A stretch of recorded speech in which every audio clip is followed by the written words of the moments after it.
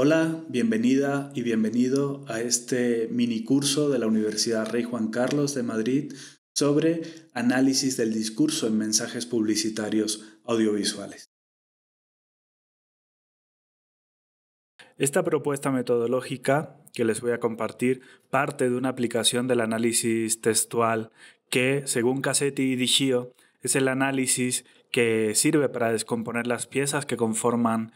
una muestra, o en este caso un producto audiovisual, para posteriormente recomponerlo e identificar los principios de construcción y funcionamiento. Mediante el análisis textual pretendemos conocer de qué forma se articula las piezas audiovisuales, sean películas o anuncios publicitarios, como en este caso. ¿Cuáles son los recursos más frecuentes? E interpretar las posibles funciones que cada una de las decisiones de tipo formal o creativo tienen como resultado final una valoración o una interpretación. Esta propuesta metodológica de análisis a mensaje publicitario se divide en 6 apartados y, como mencioné, toma como referencia metodológica principal el análisis textual. De estas 6 fases del análisis vamos a dividirlas en primero, fase previa; segundo, análisis de contenido; tercero, análisis formal audiovisual; cuarto, análisis de la puesta en escena; quinto, análisis de la edición y la postproducción; y sexto, la interpretación. En el primer apartado, el de la fase previa, aquí debemos de tener mucho cuidado de anotar y recoger datos de interés que sirvan para ubicar la pieza, el anuncio, la publicidad en un contexto de producción. Es decir,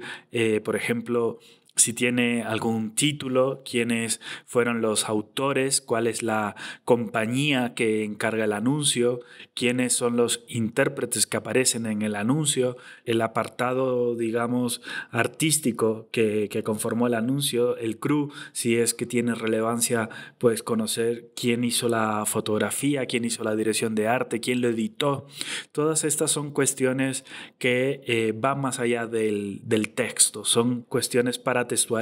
pero que sin duda son sumamente importantes. En muchos casos los productos publicitarios contemporáneos, los productos publicitarios audiovisuales en la actualidad, van a encontrar un espacio de difusión importante en redes sociales o en plataformas de video como es YouTube. En estos casos, una sugerencia es buscar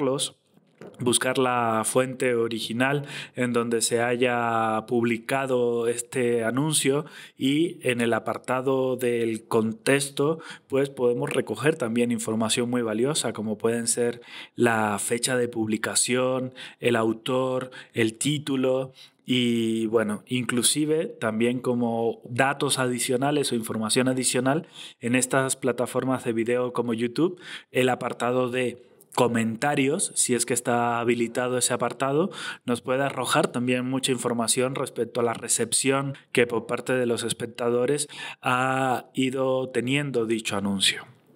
En esta fase previa, pues lo importante es esto,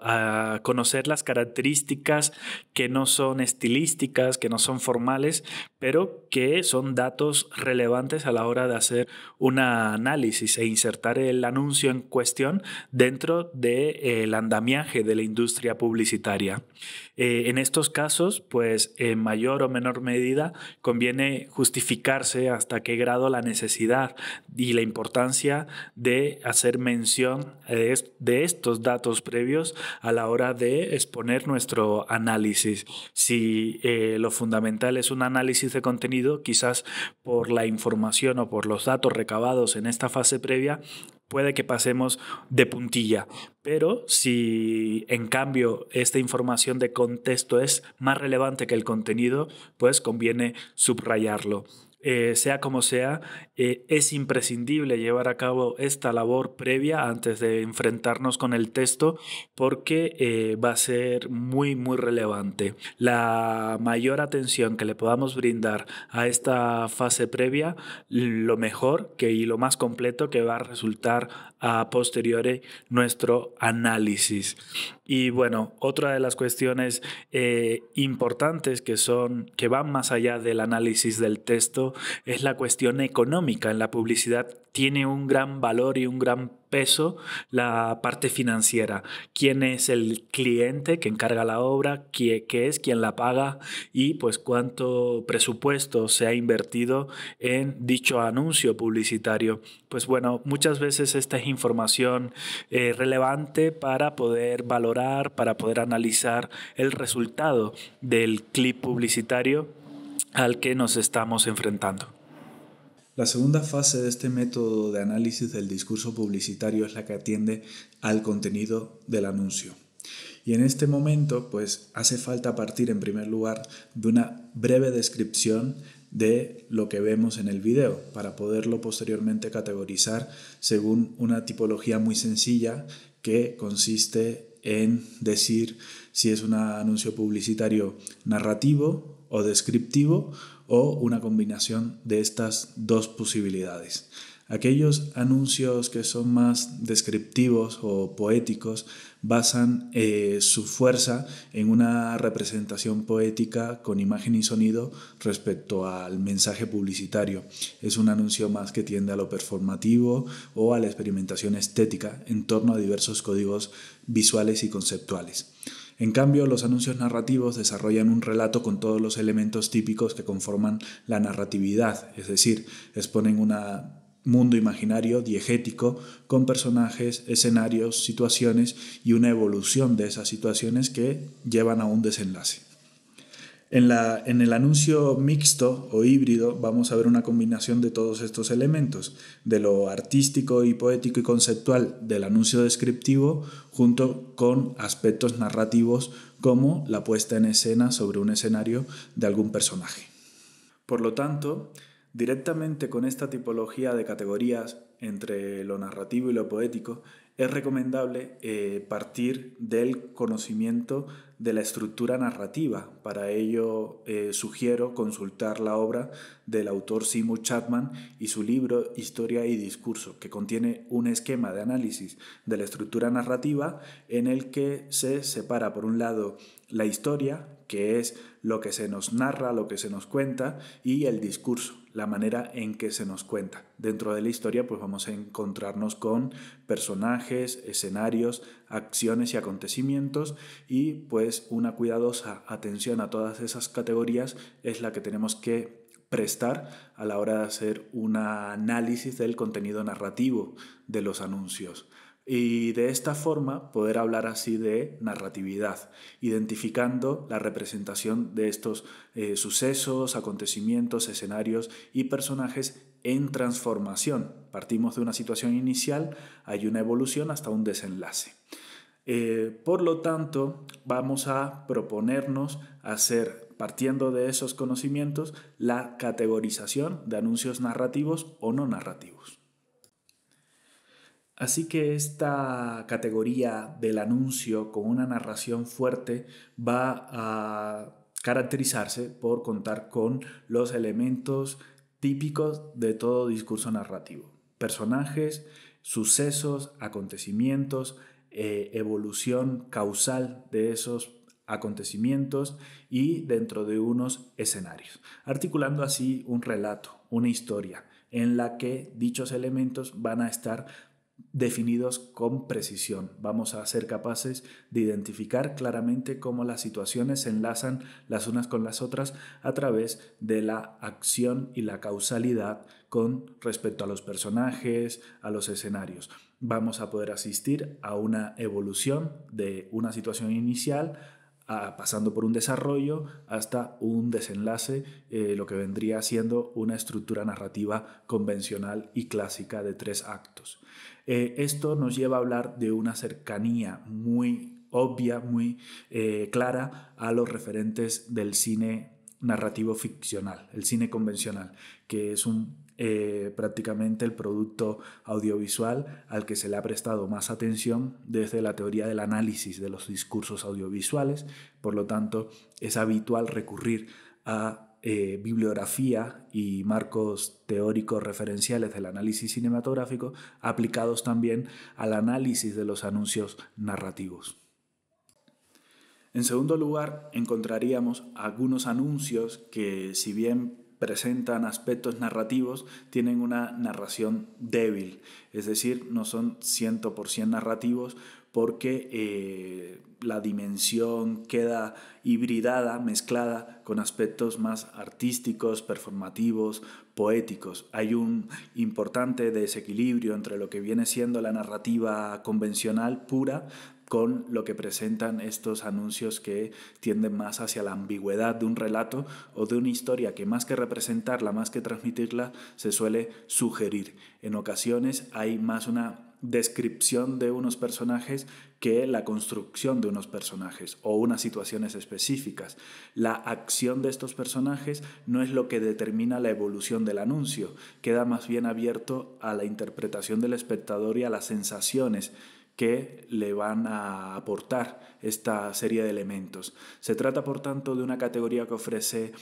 más dudas, más ambigüedad a la hora de reconocerla como una categoría de anuncio narrativo. La presencia de personajes o situaciones o escenarios o puesta en escena no siempre es suficiente para poder hablar del relato o poder hablar de la historia, si no hay una evolución de sucesos que conlleva a veces transformaciones, no estaríamos como tal ante una historia, sino ante una representación audiovisual que contiene elementos narrativos, pero no nos narran un relato. Por tanto, estaríamos hablando de anuncios híbridos o de anuncios narrativos débiles. Finalmente, la tercera categoría es el tipo de anuncio descriptivo, performativo, poético, artístico, que son aquellos anuncios que no desarrollan un mensaje narrativo, sino que la fuerza de estos discursos publicitarios recaen en la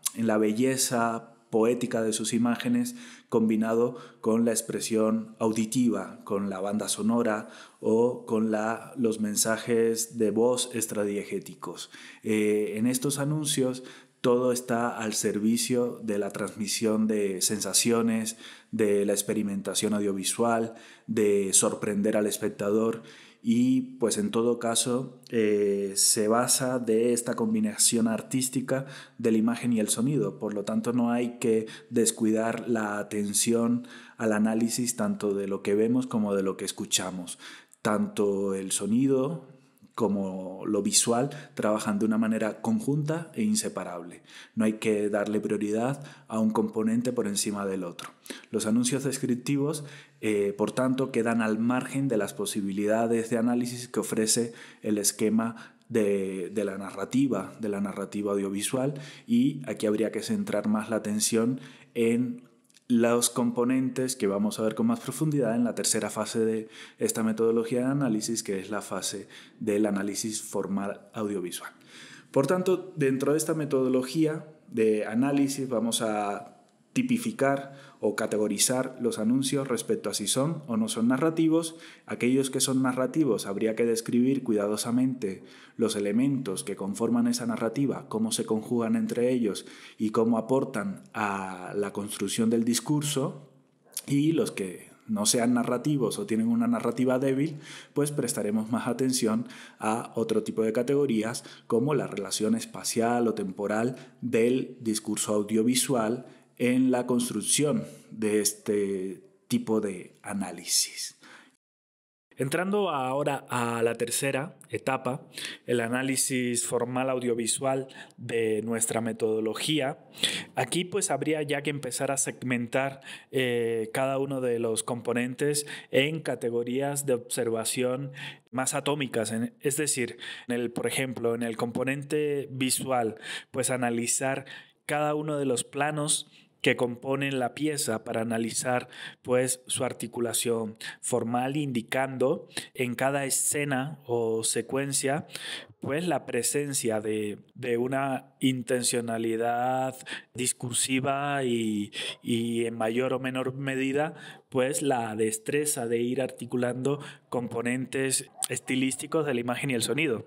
como puede ser movimientos de cámara, encuadres, composición, distintos tipos de plano. Y en el apartado de la banda sonora, pues atender la presencia de o un sonido diegético, algo que pertenece dentro de la historia, o una voz de autoridad como parte de un sonido extradiegético que no pertenece a la escena que está siendo representada, pero que sirve para construir el mensaje publicitario finalmente.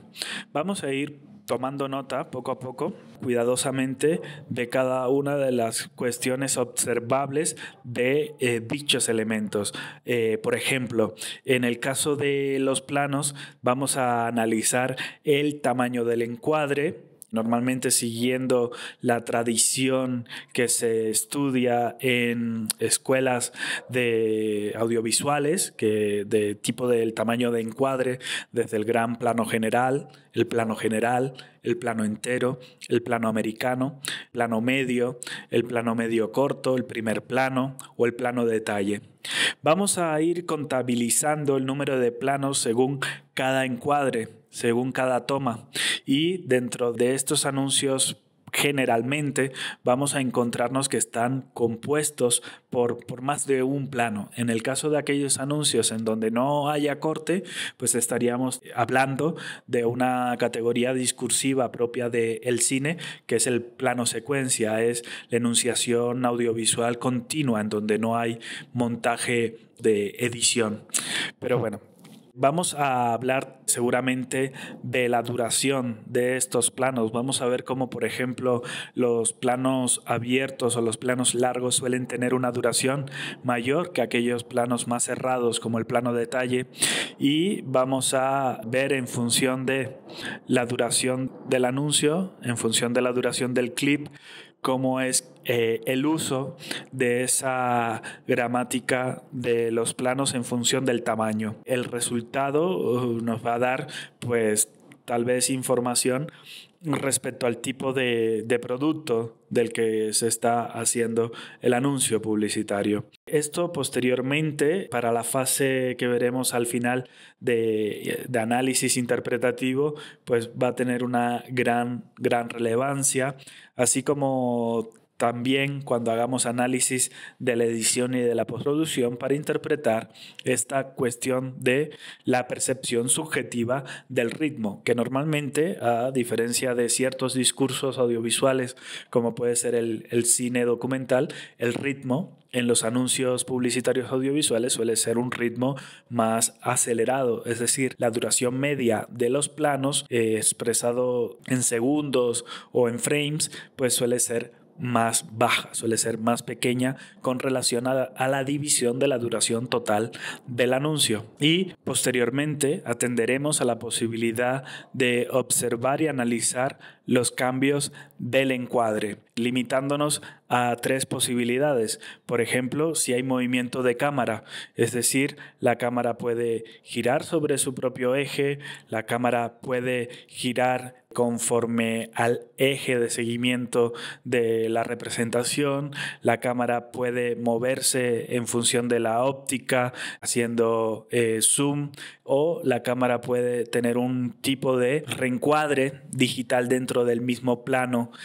sin necesidad de moverse, solo mediante un movimiento digital o un movimiento óptico. Tomando en consideración estas cuestiones de reencuadre, es posible interpretar una serie de funciones de representación que se desempeñan dentro del discurso audiovisual y las consecuencias estilísticas que la aplicación de estas decisiones de mover la cámara o de mover el encuadre mediante la manipulación óptica o digital, vamos a observar que sin necesidad de hacer cortes, la imagen y la representación se puede transformar simplemente observamos esta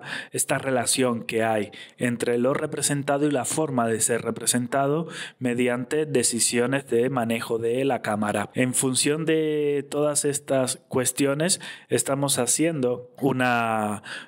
análisis del discurso audiovisual que toma también en cuenta aspectos de la duración del discurso, la duración de los planos. Si la imagen está manipulada para que se congele y tengamos dentro del discurso imágenes fijas, o si por el contrario la imagen está acelerada y vemos una representación que es mayor, es menor la duración de la representación al tiempo de la filmación, al tiempo de la realidad, o si la cámara está desacelerada, si es una cámara lenta y el tiempo de la representación es un tiempo mucho mayor al tiempo real, al tiempo de la filmación. Todas estas son cuestiones discursivas que van a ser observables dentro del análisis formal y audiovisual. Dentro del análisis de la puesta en escena, que es la cuarta fase de este análisis, pues lo que vamos aquí a detenernos es hacer un estudio de los componentes que tradicionalmente conforman una puesta en escena, que puede ser la composición del plano o el encuadre, la escenografía, la iluminación, la caracterización e interpretación de los actores o actrices. Y pues bueno, dentro de todos estos elementos debemos de contar con nuestras categorías de análisis, con nuestras tipologías, nuestras variables, para poder hacer una descripción específica de los elementos que conforman a cada uno. Por ejemplo, en relación a la composición del encuadre, pues si es un encuadre simétrico, si hay un respeto por la ley de los tercios o por la proporción áurea, o si es un encuadre asimétrico, o si las leyes de la proporción se aplican en cada uno de estos planos que vemos en pantalla. Es un motivo principal generalmente a la hora de componer fotografía o planos audiovisuales, la regla de los tercios, ¿no? Debemos de observar si dicha regla se aplica en los objetos representados en cada plano, en cada escena. La atención ahora al elemento de la escenografía va a permitir la clasificación como escenografías realistas o naturales en escenarios reales, o por el contrario escenografías artificiales con intenciones estilizadas. Tal vez sea importante ahí hacer alguna referencia al papel protagónico o no de la escenografía con relación a la narración, y según tengan una función más descriptiva, dramática o narrativa. Sin entrar en mucha profundidad, porque es un tema que abarca muchísimas cosas, con respecto a la iluminación, es conveniente indicar si esta posee una finalidad narrativa o dramática para acentuar ciertas cuestiones relacionadas con los escenarios o los personajes, o meramente tiene una función, de composición o operativa para que la escena se vea correctamente. Si se utiliza de un modo expresivo, pues vale muchísimo la pena llevarlo posteriormente al resultado de nuestro análisis interpretativo. Y finalmente, con respecto a la interpretación de los actores o actrices, conviene fijarnos en la caracterización, es decir, si están maquillados, si utilizan un vestuario particular o si tienden al realismo y son personas que podrían estar representadas o identificadas por actores no profesionales, por actores naturales o por personas común y corriente, no profesionales del medio publicitario. También en estos términos habría que hablar de una búsqueda de realismo o no, adecuada a las intenciones descriptivas, sensacionales del anuncio. Y por último, la dirección de estos personajes, de estos actores que vemos representados en el anuncio, pues es cuestión de hablar acerca de la verosimilitud o la función expresiva o exagerada de la técnica interpretativa en función de teorías del neoformalismo cinematográfico, para lo cual me remito a dos autores de referencia, que son David Borwell y Kristin Thompson. En la quinta fase de esta metodología de análisis encontramos el análisis de la edición y de la postproducción. Esta quinta etapa sirve para estudiar lo relacionado con la fase de ensamblaje de todos los elementos que conforman el anuncio publicitario. Aquí vamos a evaluar en primer lugar una percepción del ritmo creada por la velocidad de la yuxtaposición de los diferentes planos, que está condicionada por la duración que hay en promedio de cada uno de estos planos respecto a la duración total del anuncio, pero también por los cambios de encuadre dentro de cada uno de estos planos, si es a través del reencuadre por movimientos de cámara, o la tensión que crea la composición dentro del ritmo marcado que viene dado por la edición. El tamaño de los encuadres condiciona una percepción psicológica de los planos. De este modo, los planos que son más abiertos, que son más amplios, como el plano general, requiere una exploración visual más pausada, que precisa un reconocimiento de los motivos y escenarios que están representados dentro de ese plano, mientras que aquellos planos que son cortos, como el plano detalle o el primer plano, pueden ser explorados con una mayor velocidad. Por tanto, la duración en pantalla de los planos cortos o cerrados puede ser mucho más breve. En el caso de que el cambio de un plano a otro no sea posible apreciar de una manera satisfactoria cada uno de los elementos que deja el plano anterior, pues la impresión psicológica que esto causa en la percepción del espectador es un ritmo muy veloz, muy acelerado, que en ocasiones vamos a asistir a que ese es el tipo de ritmo que busca la mayoría de anuncios publicitarios. En segundo lugar, vamos a considerar la presencia o no de efectos especiales digitales o CGI, imágenes creadas por ordenadores. Esto cada vez es más frecuente y cada vez es más común. Hay unos equipos súper profesionales dedicados específicamente a dicho aspecto y que le ponen un enorme cuidado a lo que hacen. Por otro lado, otro elemento al que hay que prestarle mucha atención y mucho cuidado es el etalonaje digital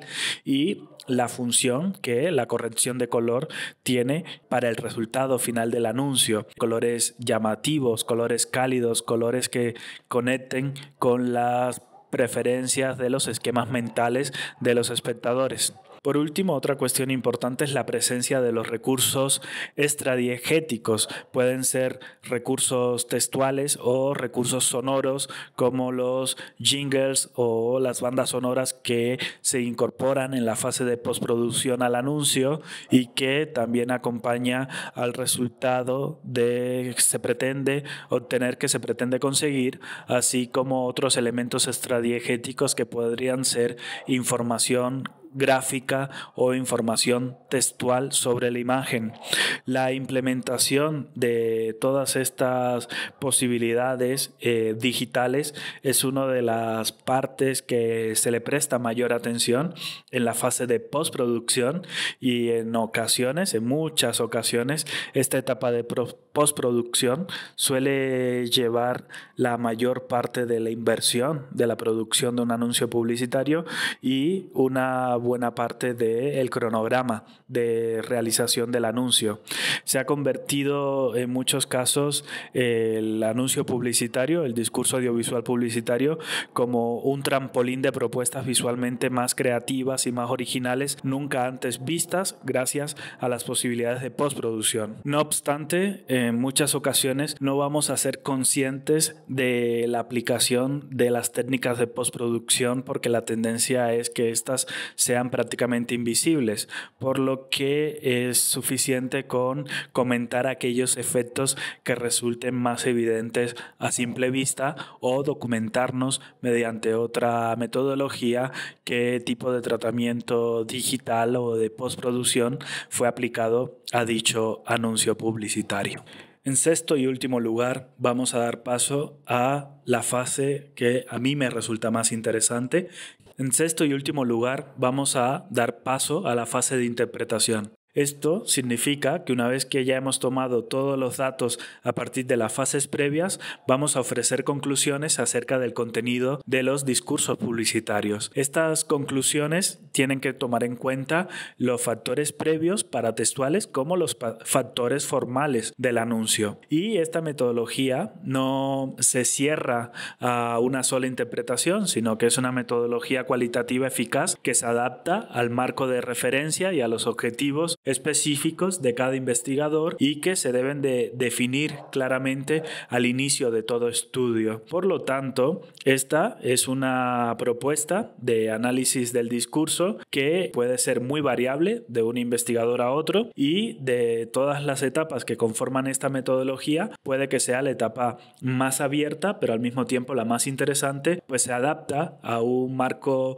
de referencia y a unos objetivos específicos que pueden ser tan amplios y tan ricos como el investigador o la investigadora desee abordar. Y hasta aquí este mini curso del análisis del discurso publicitario. Ha sido un enorme placer llegar hasta acá. Les dejo mis datos de contacto en pantalla y un agradecimiento a la Universidad Rey Juan Carlos de Madrid por esta invitación.